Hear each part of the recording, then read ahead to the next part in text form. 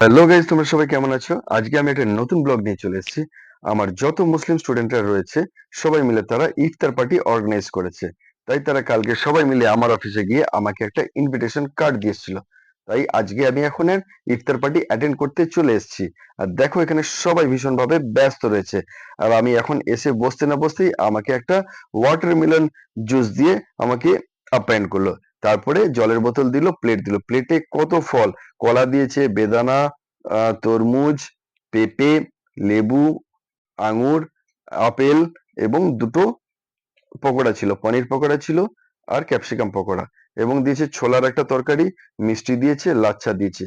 এতগুলো আইটেম নিয়ে আমি এখন খেতে বসছি। আর তারা সবাই মিলে কিন্তু নিজেদের হাতেই সার্ভ করছে, যত মুসলিম স্টুডেন্টরা তারা নিজেদের হাতেই সার্ভ করছে। আর খুবই ভালো লাগছিল, খুব সুন্দর সবাই মিলে আপ্যায়ন করেছে। আমার তো ভীষণ ভালো লেগেছে।